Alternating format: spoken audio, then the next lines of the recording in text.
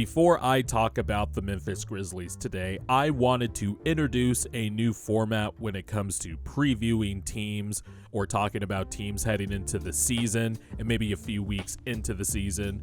I'm going to introduce a 5 questions format, and I know question formatted videos are not new, but I wanted to try something a little bit different.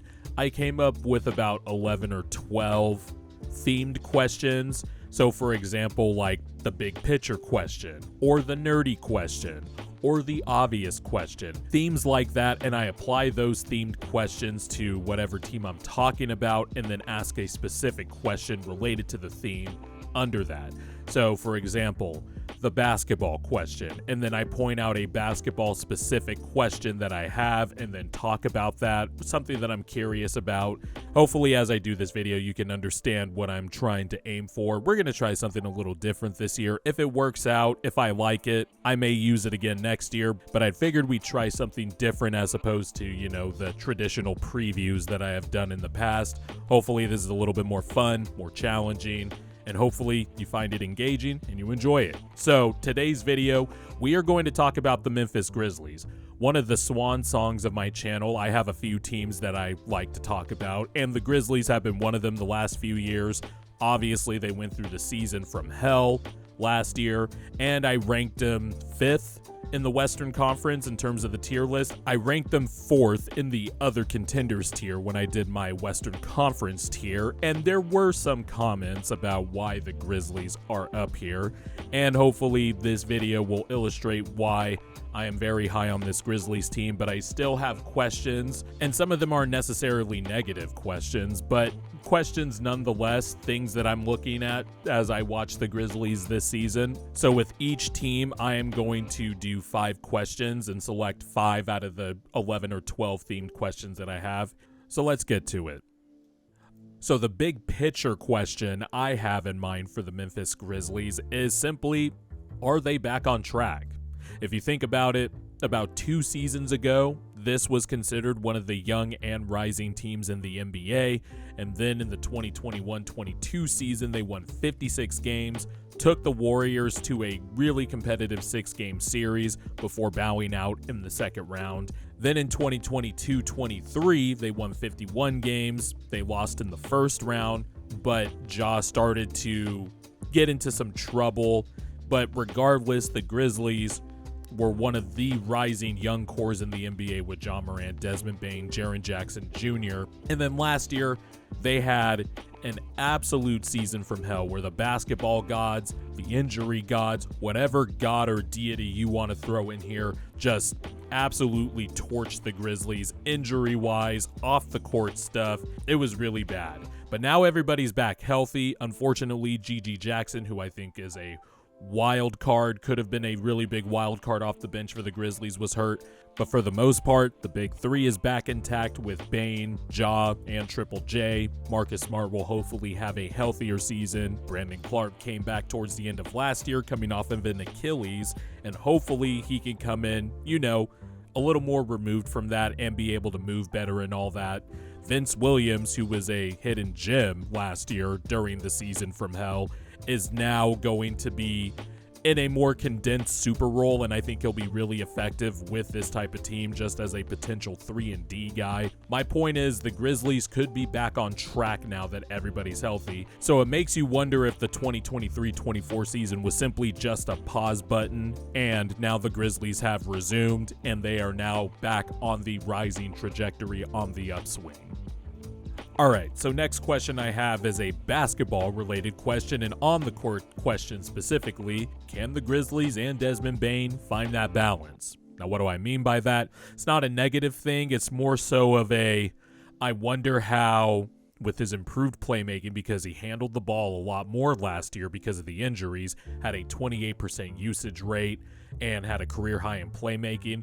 I just wonder, with everybody back now, how the Grizzlies and Desmond Bane will find that balance in between mixing in what he has been his entire career and mixing in all the new stuff he discovered while being a lead ball handler more often last year. He's probably going to operate off the ball a little bit more now that Ja Morant is back, and now that Marcus Smart, he's probably going to be handling a lot as well. And I just wonder what the night-to-night balance over an 82-game regular season, I wonder how that's going to play out. Again, nothing negative, don't think it's going to turn out bad or anything, but I do wonder if there's going to be an adjustment period, how they can mix in Bane's improved playmaking to help accentuate Ja Morant, Marcus Smart, Jiren Jackson Jr., and all the other guys on the roster. Now that everybody's back and now that the roles have adjusted a little bit, I wonder how the Grizzlies and Desmond Bane can marry the version they saw last year with the previous versions where Desmond Bane was just a awesome off-ball shooter. His three-point percentage was down last year, I think in part because he was taking more pull-up threes and was handling the ball a bit more.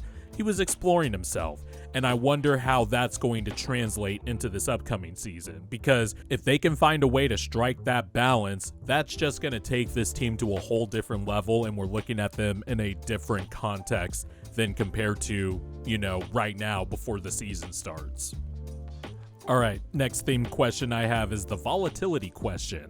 What type of rookie season is Zach Edey going to have?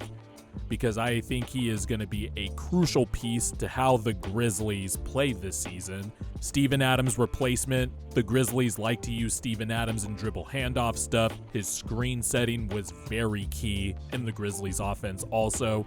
The Grizzlies also like to run double big lineups. Not only were those lineups effective, they were effective defensively, and on offense, the Grizzlies did use Steven Adams in hub stuff, screening, offensive rebounding, and can Zach Edey replace that production?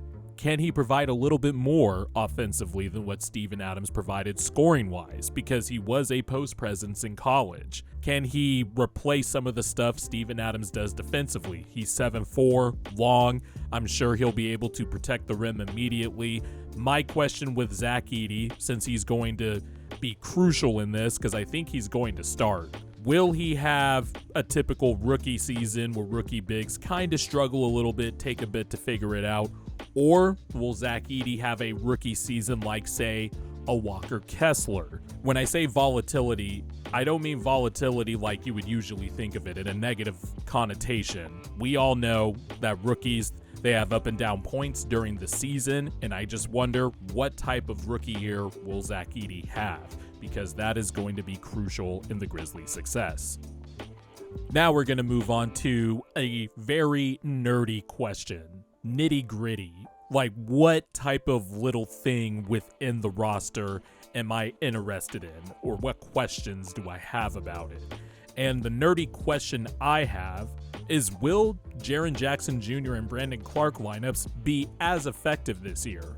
If you're a Grizzlies fan, or if you're a hardcore NBA fan, you know that one of the secret sauces to the Grizzlies' success when they had been healthy and put up back-to-back 50-win seasons is Jiren Jackson Jr. and Brandon Clark lineups, where Jiren Jackson Jr. is at the 5 and Brandon Clark is at the power forward spot, have just blown teams off the floor routinely. You'll see up here on the screen the last 3 seasons. Of course, last year, they only played 78 possessions together. Brandon Clark came back at the back end of the season because he suffered a torn Achilles and had just come back from that. So him and Jiren Jackson Jr. didn't play as much last year, very small sample size, but the previous 2 years, they had been one of the best lineups net rating-wise in the NBA. They are very good offensive rebounding-wise when those two share the court together. Their defense is really good, and I just wonder if there's going to be a little bit of slippage. I think it's still going to be very good this year, but will they put up the absolute elite numbers that made these lineups just absolutely kick the other team's ass? I want to see how Brandon Clark kind of comes back from this Achilles injury. I know he played a handful of games last year, but it was a small sample. I'm sure he was knocking rust off, and I'm sure he will still be knocking rust off. But will that same pop and athleticism be there?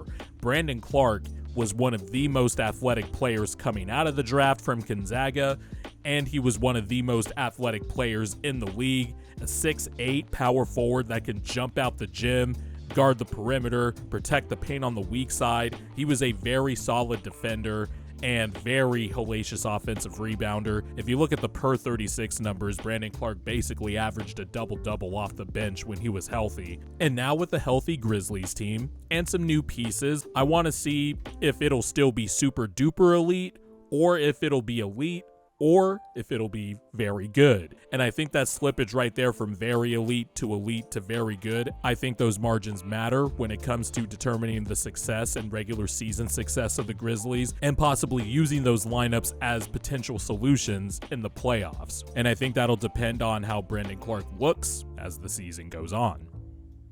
And last but not least, we have the playoff question, which is simply, can they come out of the West? Can the Memphis Grizzlies come out of the Western Conference?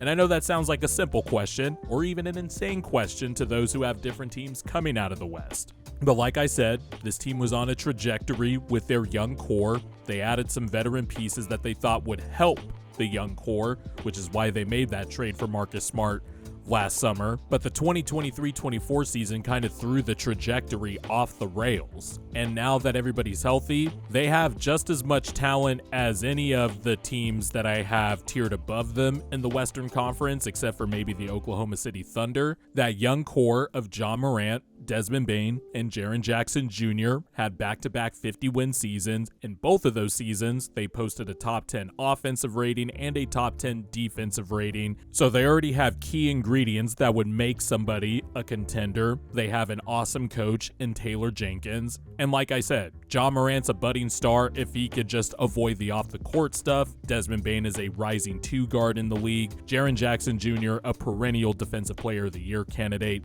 One of the ultimate glue guys and ultimate defenders in the NBA in Marcus Smart, who is also very versatile. If you look up and down the Grizzlies roster, they have the athleticism, they have the lineup versatility, and they have the top-end talent to compete with a lot of these teams in the Western Conference. They also have really good role players that know how to play their role. This team is very connected. If you just looked at the 2 regular seasons where they were healthy, this team obviously has good chemistry on the court.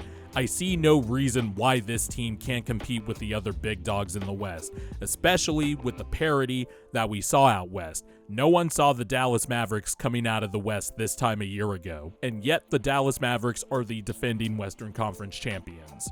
There is a lot of parity in this league, and I just wouldn't be surprised if we look up in May, close to June, and it's a tough tied Western Conference Finals, and the Grizzlies are just smack dab in the thick of it.